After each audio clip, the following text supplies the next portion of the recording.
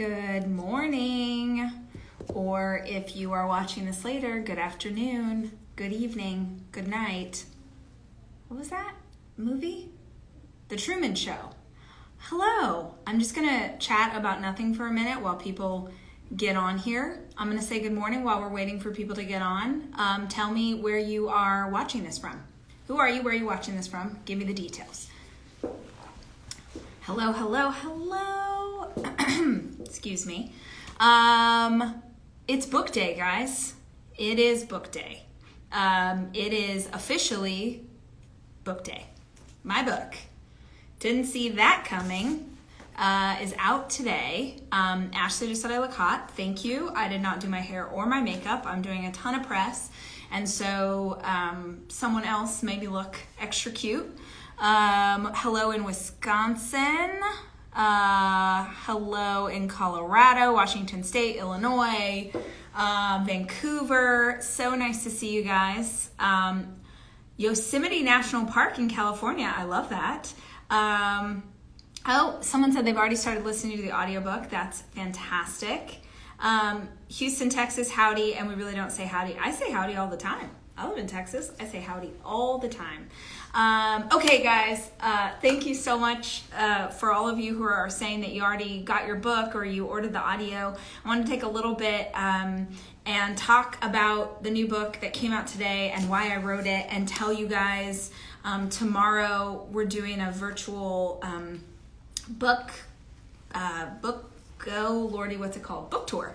Me and my best friend Beans are doing an interview. We're talking about all the things. I believe that comes, like, if you buy a ticket, which I'm terrible, I don't know any of the information. If you buy a ticket, I'll post it after. But if you buy a ticket, you get the book, and then you get to come to this like virtual event where we're chatting about all the things. But want to tell you guys about it today. And if you grab it, awesome. And if you just borrow it from a friend later, or you get it from the library, that's fine too. It's just a really interesting thing.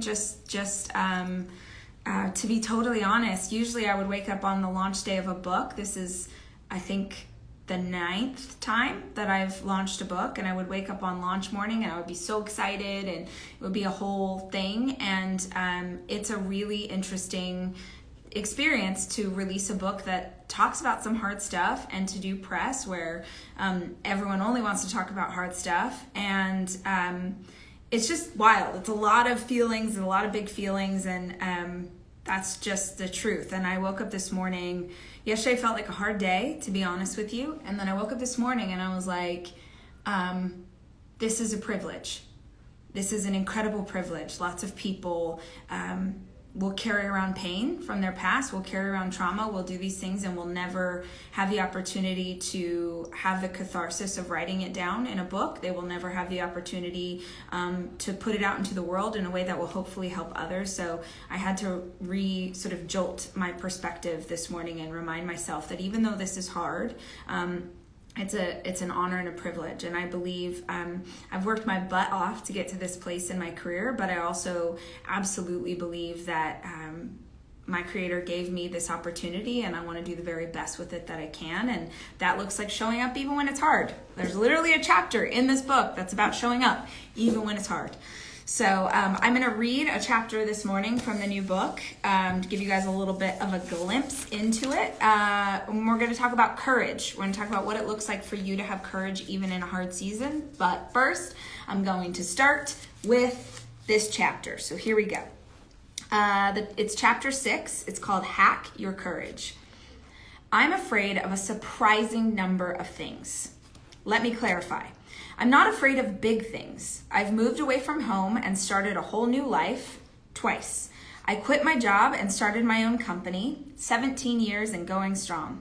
I wrote books even when nobody read them. I've given birth 3 times and fought through years of the adoption process to hold my daughter in my arms. When it's big things, I seem to have no end of courage. But the little stuff, I'm actually kind of a weenie. Skiing, snowboarding, water skis, basically anything involving me going faster than humans were meant to go while riding on top of some kind of blade? Absolutely not. I hate public restrooms because I live in fear of someone walking in on me using the toilet. The only thing worse than someone walking in while I'm on the potty is someone doing it on the one day I thought it would be cute to wear a jumpsuit. Because now they've not only seen my hoo-ha, they're also trying to figure out why I take off all my clothes just to pee. Snakes are abhorrent. Bigfoot, okay, the idea of Bigfoot is too much for me to handle. Aliens, I just threw up in my mouth. I refuse to even glance at a mirror in the dark because I heard about Bloody Mary when I was at a slumber party as a child, and now I am scarred for life. How about El Chupacabra, El Cuco, La Llorona? I grew up in a community with a large Hispanic population, which means I've got the childhood fears of two cultures. Airplane toilet seat somehow suctioning to my body and then sucking my intestines out into the air. Something that's given me pause more than once. I am afraid of many things, not all of them real even. I want you to remember all of the things I just listed because we're going to talk about courage. And the thing you need to really understand about it is that having courage isn't the same as being fearless. Let me say it again. Having courage isn't the same as being fearless. There are so many great things that great people in history have said about courage and fear, but the one that resonates most with me is from Franklin Delano Roosevelt. He said, "Courage is not the absence of fear, but rather the assessment that something else is more important than fear." Take that in. Think about that. In the case of all those tiny little things I tend to be so afraid of, I never seek out anything to override the fear because they're inconsequential. I don't go through life worried that the aliens and signs are going to take me out. Not anymore anyway. So I don't need to do a ton of work to overcome that particular concern. Bigfoot is just folklore. Deep down, I know this, so I still go into the woods from time to time. Most snakes aren't poisonous, even if they are disgusting. See what I mean? But there are plenty of times when our fear can be crippling, and it's usually a result of the reminder of pain we've experienced before. We fear loving again because of the potential to be hurt again. We fear putting ourselves out there because last time we were rejected. Now the pain isn't only a harsh instance in our past, it's controlling our actions in the present and our possibility in the future. When we go through something difficult or encounter a big life change, it takes courage to move forward in any way. Meaning, in order to move forward, you must decide that there is something greater at stake than the way you're feeling or your fear of feeling pain again. Did you get that? You must decide that there is something greater at stake than your fear. Please note that I didn't say you will realize in time that something, no. I said you must decide. You must make a choice to go forward in faith, not in fear. And not only that, but you're going to have to choose again and again, especially on the hard days. What book is this? This is my new book. It came out today. It's called Didn't See That Coming. It's all about how do you work through a hard season? How do you navigate loss? I honestly wrote the book about 2020. I wrote it in 2020 about 2020. I had no idea that we would still be in this, to be totally honest with you. I thought that I was going to write a book and y'all would be able to read it and we would be like, man, wasn't it crazy how this summer we were in quarantine and we had a pandemic? Like literally, I thought that we would be having this conversation talking about something in our past. And we are having this conversation talking about a reality that is still here. And I don't care where you are in the world, everyone in 2020 has lost something. We've lost life as it was. Some of us have lost jobs. Some of us have lost businesses. Some of us have lost someone we love. Like we are experiencing what it means to lose a piece of something that mattered. And you can numb out to that and you can ignore that it's happening, or you can do the work to unpack the way that you're feeling. And this book is about unpacking. It's smaller than anything I've ever written. It's like a little pocket-sized thing.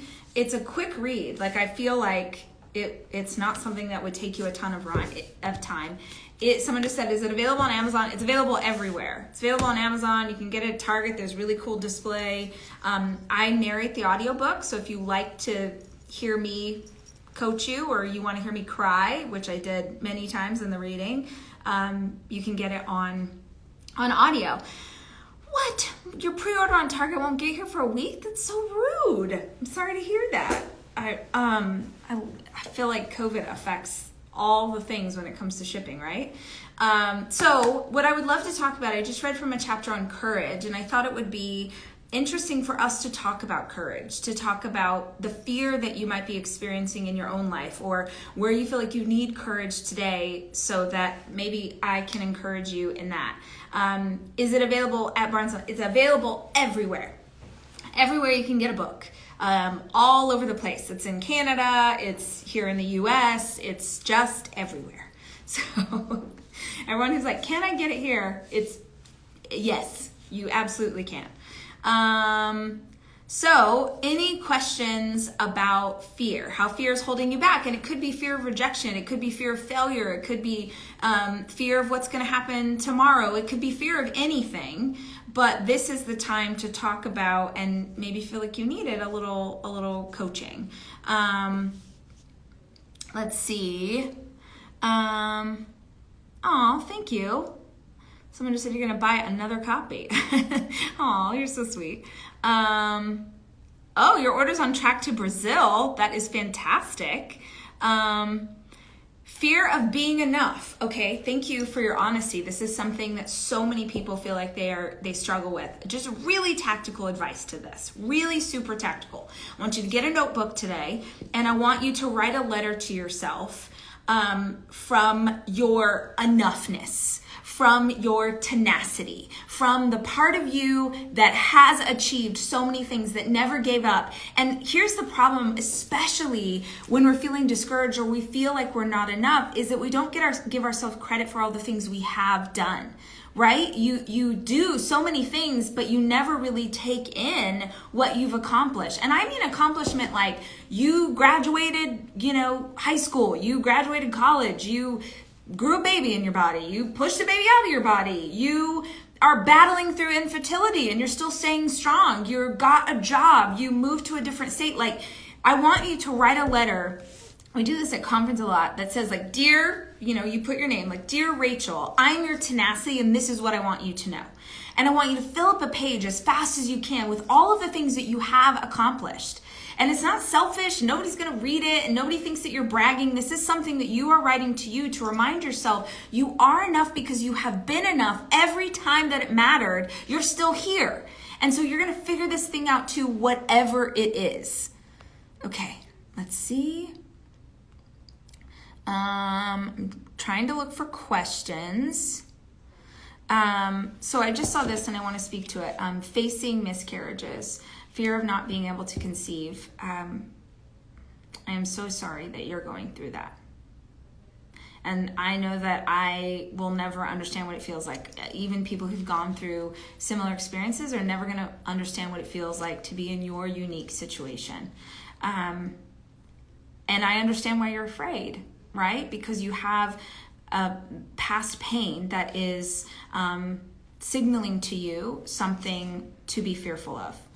I don't know if this is appropriate, but my thought for you is to focus most on being, I believe you're a woman, to focus most on being a mom. To focus on being a mom, because there are so many ways to be a mama. But if the focus is on pregnancy alone, and I'm not saying that you stop what you're doing, I'm not saying that you change your path, but if you only focus on how you get to the goal instead of what the goal is, then you're trying to control too many variables. And I understand this is like such a delicate subject. So, if this is not something you want to hear, just ignore everything that I'm saying. But I do think that if we focus in on where we want to go and what the ultimate outcome is, you can still work through your same path that you're on, but it takes away some of the fear of what the ultimate outcome will be, because you're not trying to control the how, right? You're not worrying over the how, you're just focusing on what. So for whatever that's worth.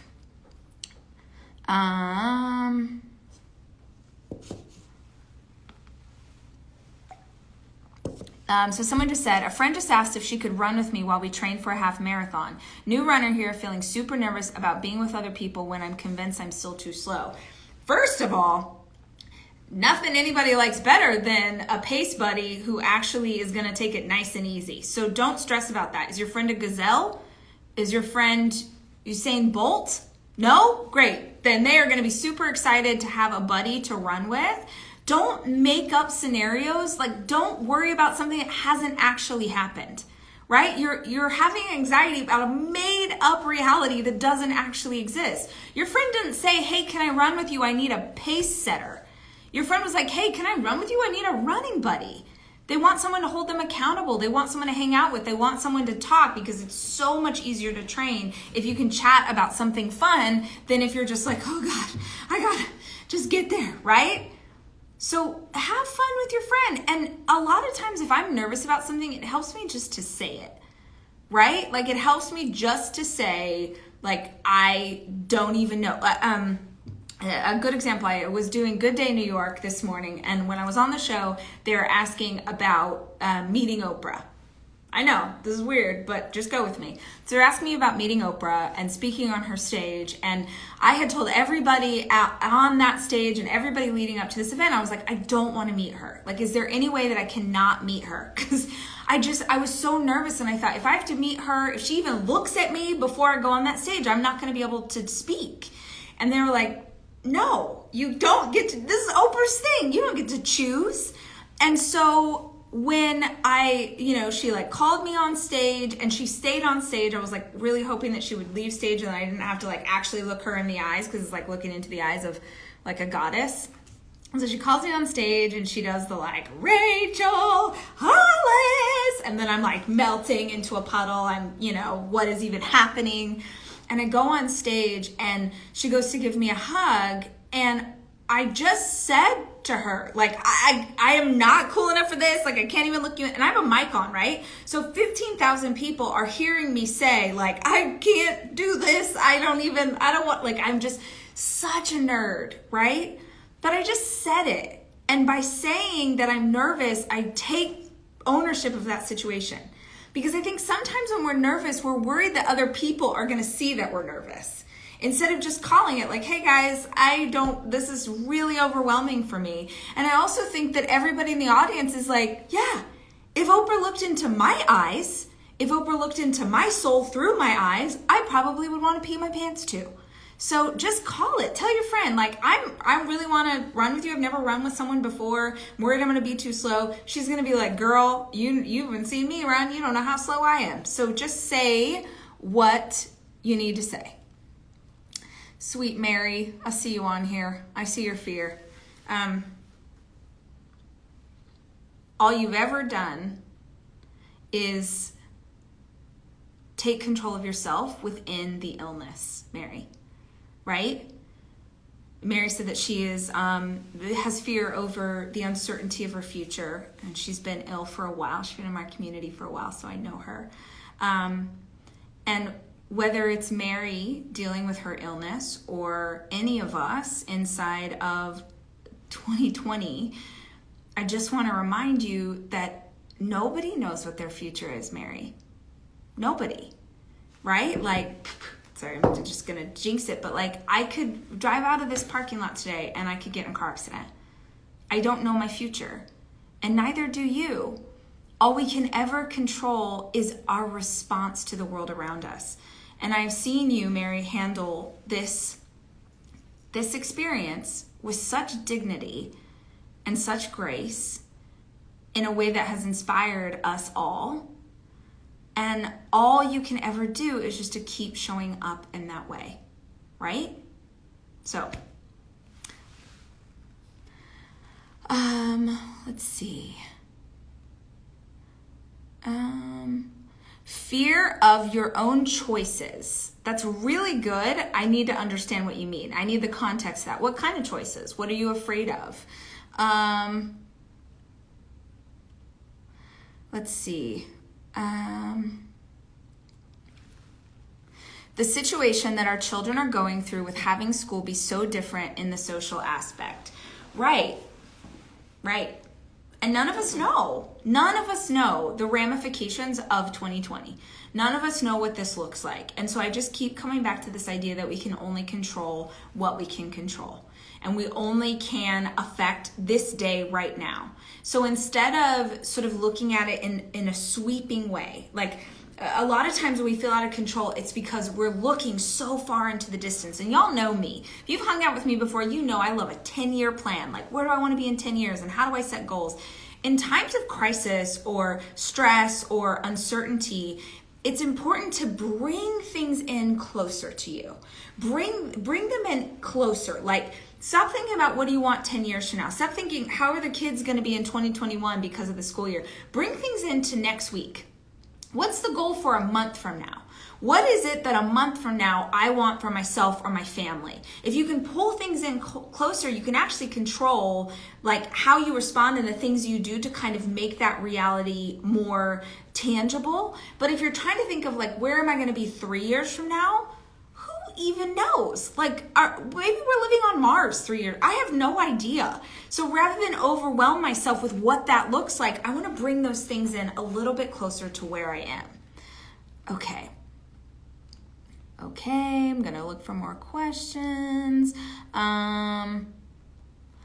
Looking for questions. Okay. Lots of really nice, encouraging things. Thank you. So about to graduate university, fear of not knowing what the next step is. Same thing. And like, here's a rule, or here's a fun fact. My sweet, soon-to-be college grad. None of us, like very few people at your age knew the whole destiny, right? And I think that this is a disservice that we do to a younger generation because we have convinced y'all that we had all of the answers and that we knew what was best, and that is just total garbage. Most of us still are trying to figure out what we want to be when we grow up. Can I get a witness? Right? Like, we're all figuring it out. And the thing is, you're probably going to be 5 different things before you figure out what it is that you want. What you're going to go do is you're going to go try something. You're going to go try something. You're going to be like, oh, maybe I want to be in PR. And then you go try PR and you're like, this is the literal worst. And then you're like, okay, maybe I want to go work in the nonprofit sector. And then you try that and you don't really, and then you just keep testing things out. Nowhere is it written that we are supposed to have the answers to everything mapped out right now today. So like, focus on today. Where do you want to be a month from now? Follow the things that like are interesting to you, that set your heart on fire. I really believe that we could have any kind of job in the world. And if we can have any kind of job, then we should focus on things that we're interested in. If I didn't do this job, I'd probably own a bookstore or work in a bookstore because books are my favorite thing, or I'd own a coffee shop because coffee is my favorite thing, and I think I heard that it's like National Coffee Day today. You guys think I'm being silly, but I'm not. Do you know how much freaking fun I would have if I owned a coffee shop? Like, what beans do I want? Like, what's my favorite? Ooh, let's make some. Like, I would have the most fun doing that. If you have to have a job that circles around something you're interested in. Maybe you're like, well, but I got my degree in accounting and I'm like going to go into finance. Great. Then go into finance at a company that does something that's interesting to you. Like, maybe you're like, oh, I love animals, but I got an accounting degree. Okay, go be an accountant for something that involves animals so that you're still working around a passion. There's a lot of ways to pay your bills, you guys. It doesn't have to be one set thing. Okay. Someone just said this, I want to call it. Said, wait for 2021. It's going to be worse. It's going to be worse for you because you've already decided. With all the love in my heart, you've already decided that next year is going to suck. Now, are there economic ramifications of what has happened in 2020? Absolutely there are. We are going to have to deal with the fallout from this for a while. That is the reality. But you don't have to decide that it will suck. You don't have to decide that it's going to be awful. You are already creating a reality that says that that's true. You are in control of your perspective. You are in control of the way that you look at the world around you. And I am telling you that you do not want to go through your life already deciding that something that is 6 months away is going to be awful. Because you are going to make that manifest. You are going to make that true. I am living through one of the hardest years of my life. I'm still freaking here. I'm still showing up. I'm still finding reasons to laugh with my friends. I'm still having fun with my children. I'm still showing up. Some days that's easier than others. Some days are hard, but I don't make a sweeping generalization that all of life sucks. I don't decide that everything's awful now because some things are awful. Some things are also beautiful and good and pure and special and fun and exciting. Look for that too. Because you are in control. That is honestly this entire book. The book comes out today if you're just joining us. Didn't see that coming as my new book. And it's a small, quick read. It was something that I wanted to have to encourage you guys as we navigate these times. It is, I know this sounds cheesy, but it is a love letter to hope. It's a love letter to perspective. It is a reminder that you are only in control of yourself.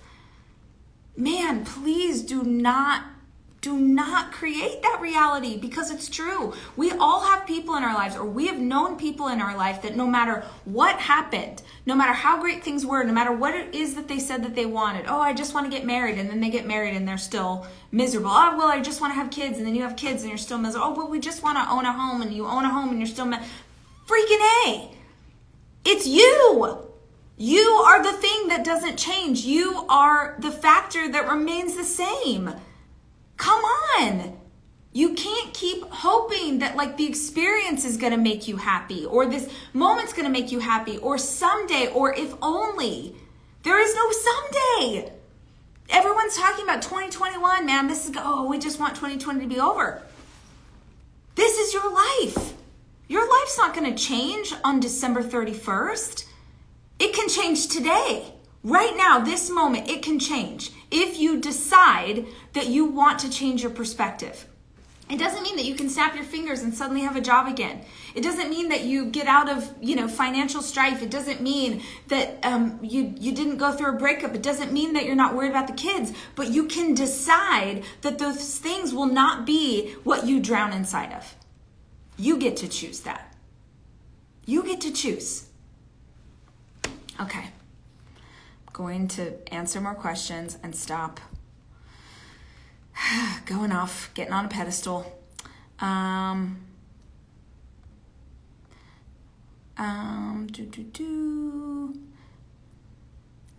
know this is not fun, just watching me scan through questions, you guys.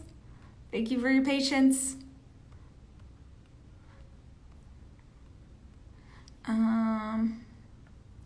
Sorry. Oh my gosh. Almost just accidentally blocked someone. I didn't mean to do that. Let's see. My goodness. Well, you guys are so encouraging. Thank you. Best advice for a breakup. Well, I feel like I know a lot about this right now. My best advice is to let yourself feel it. Feel the hard stuff. Let yourself cry. Let yourself process as you need to process. I really vehemently, this is the only breakup I've ever gone through, so, take this with a grain of salt. But I think that maybe there are people in this situation who would want to get into a relationship as soon as possible, and I think that is the worst thing you could ever do. I think that you need to spend the time working on yourself. Instead of looking for like the right person, ask yourself how you can become the right person for you and what you want out of life, and pursue your goals and do the therapy and dig into the why and ask yourself to unpack this and really look at what's going on. I have no frame of reference for this other than what I'm going through right now, but my focus is myself and my kids. And if you don't have kids, then your focus is yourself. That's what you need to hone in on. That's what matters right now.